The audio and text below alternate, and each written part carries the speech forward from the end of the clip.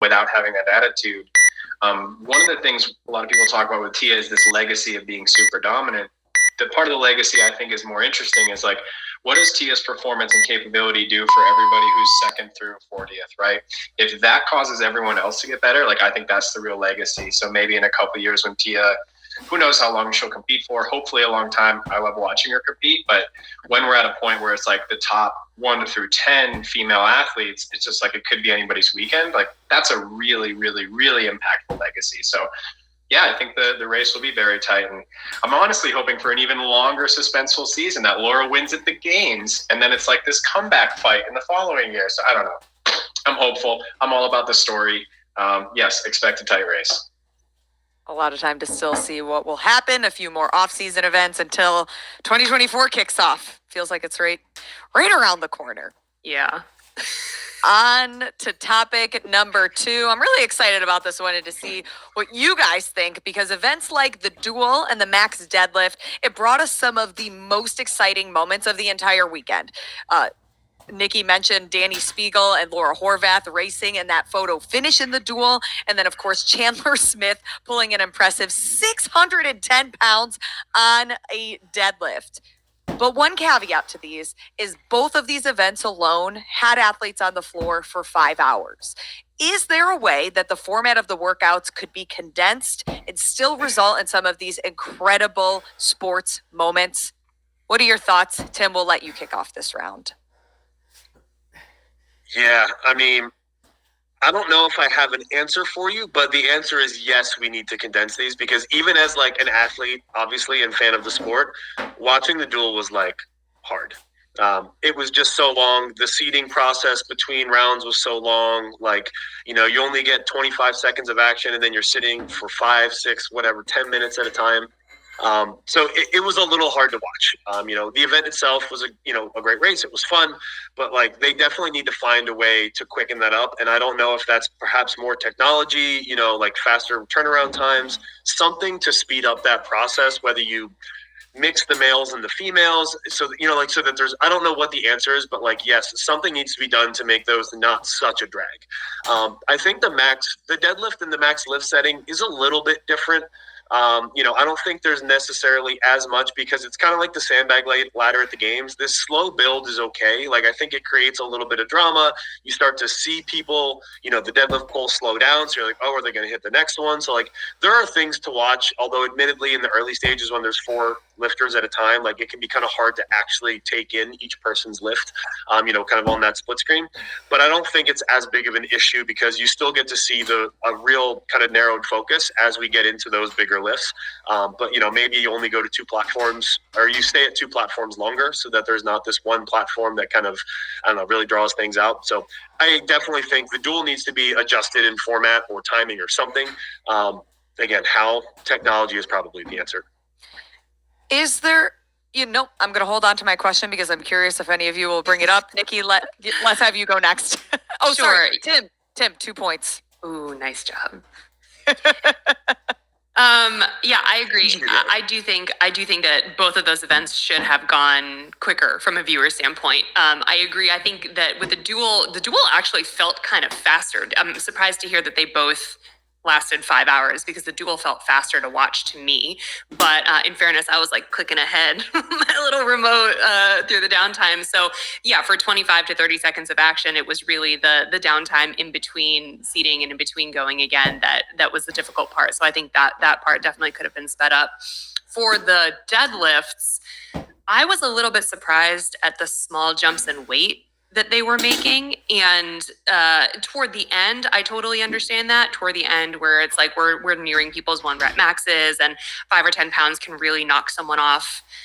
That's where I sort of understand it. But I would not mind bigger jumps earlier on in those max lifting events, maintaining like a safe jump, but bigger jumps in weight, so that if like 3 or 4 or 5 people got knocked off at a time because the weight jumps 20 pounds or something along those lines, like I'm kind of okay with that as a viewer, because it's allowing the cream to rise to the top a little bit faster. But I would be curious to know from Tim's standpoint as an athlete if that would be acceptable, or do you really need all the tiny little weight jumps. Because at the end, they did like 75 deadlifts. Like, oh my God, everyone's done like 150 deadlifts. How could they possibly still be, a lot of weight even fresh enough to lift? So like on the women's side too, I was just surprised that the jumps were so small. Before James goes, I think, like we jumped 10 pounds on a snatch ladder. Like, what are we doing jumping 10 pounds on a deadlift ladder? Right. Like, again, towards the end, I agree with Nikki. I totally get it. Once we get into and that requires a lot of pre-testing. And, just because, again, like you have to have those numbers really dialed in to make sure that you're not causing half the field to get dropped on one bar because you make a jump that's just, again, kind of too much. So it requires a little more testing, like when do we go from 20s to 10s, something like that.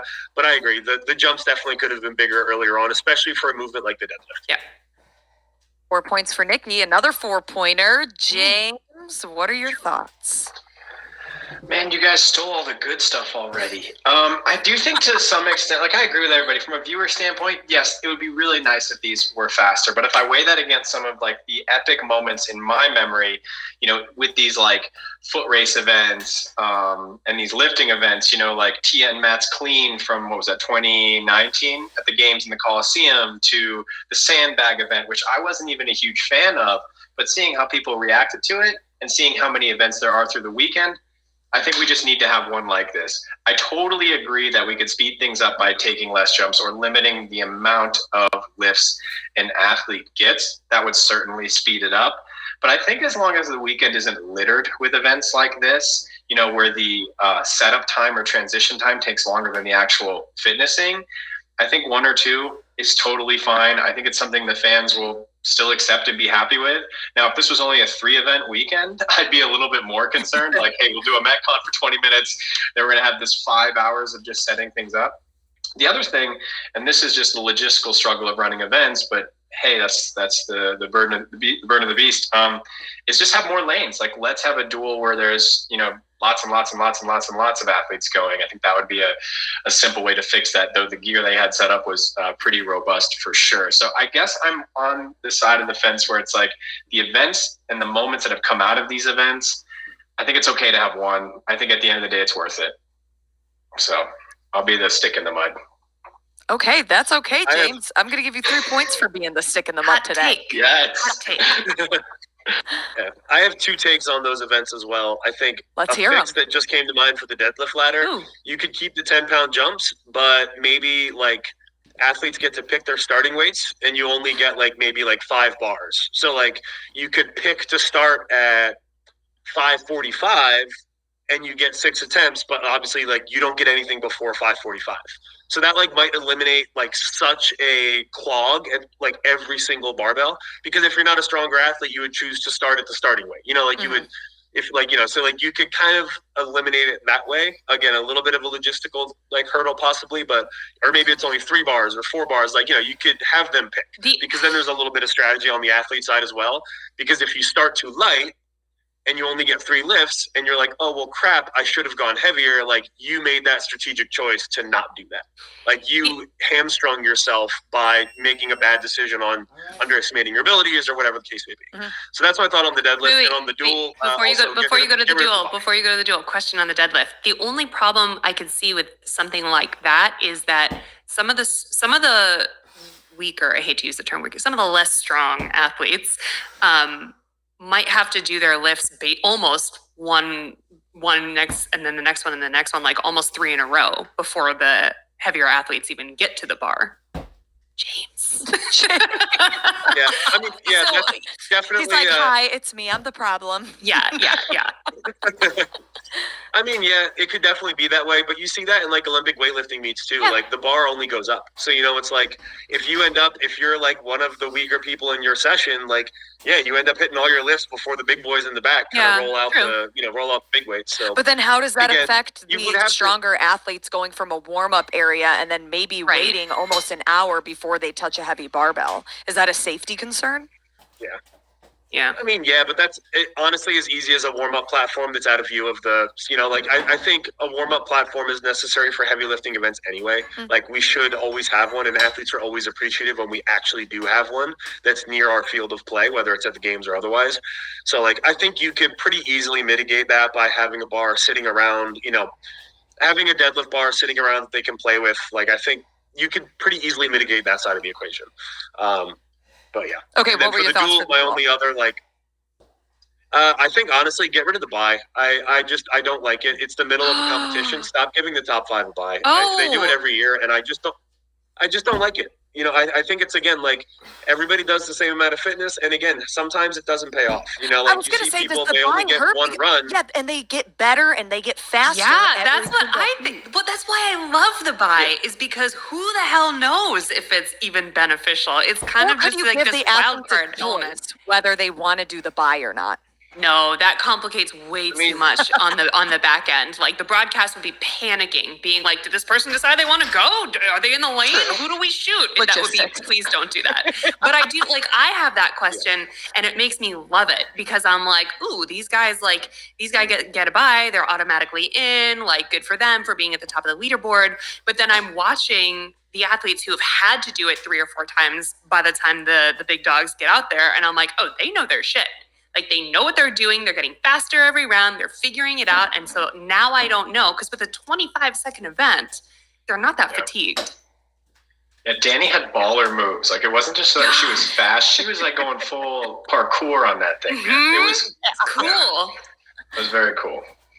I think from the athlete side of it, I think from a higher level, it's the middle of a competition weekend. You haven't earned shit. Like being in the top 5 in the middle of a competition, like it's cool, but like who knows where you're going to be at the end of the weekend? No, I mean I don't think you haven't earned anything midway through your weekend. So I don't think doing a buy is I don't think it makes sense. And then on top of that, I think going back, I just don't think it's a benefit as an athlete, especially in a short event like that. And I bet you could probably ask the people that got a buy if they liked it. You know, I don't know. I would actually be curious to know how all the people who had buys ended up finishing in that event overall. I mean, I know Tia obviously didn't make it past her first round. You know, so I don't know who else kind of stood out like that, but she had a buy and immediately got cut after her first round. So I don't know how other people did that had a buy, but I don't know if there's necessarily a benefit there. And like I said, I don't really like it in the middle of the weekend. Okay, here's a thought for the deadlift. What do you guys think about men and women going at the same time? Love it. I'm here for it. I love it. As long as they have, to Tim's point, because the women will probably finish earlier, lots of them, if not all of them. No, I'm not thinking of them starting at the same weight, but almost if you had the women pull in 1 30-second window, and then as they're resetting, then the men are pulling on the opposite. Oh, like a So side-by-side thing? Always action going on, yeah, with 2 different bars, obviously set. Or I love it. 2 women, 2 men. I love it. I think logistically to start, if you had it going that way, then you would probably need double the platforms so you could have, For sure. 4 people across the top of your screen and then 4 people across the bottom and then whittle it down to 2 bars, 1 bar, whatever it may be. But I think that's a great idea. Are there enough plates on the planet for these athletes? Also to all be lifting unsure. at once? Logistics again, it would be the big question with that. I was thinking more of everyone could start on a giant mechanical floor, and every time you deadlift, your floor raises up a little bit. And when you get to a point, if the people who are in front are more than 50 pounds ahead of you, your floor opens up into a trap door and you just disappear. Yeah. So something a mix of a Beyonce concert meets Gladiator is kind of what I'm going for. I was just thinking this is a concert of Taylor Swift, but Beyonce, yeah. I don't know if Rogue can build it, but it'd be cool. Rogue can build it. Rogue can build it. I mean, they can build it. It would be Rogue. They can build mechanical sharks to be down there when your friggin' floor That's opens even better. Up. They It can just do anything. jumps out and eats you. Yeah. It's a deadlift. It's a dead lift. There? Yeah.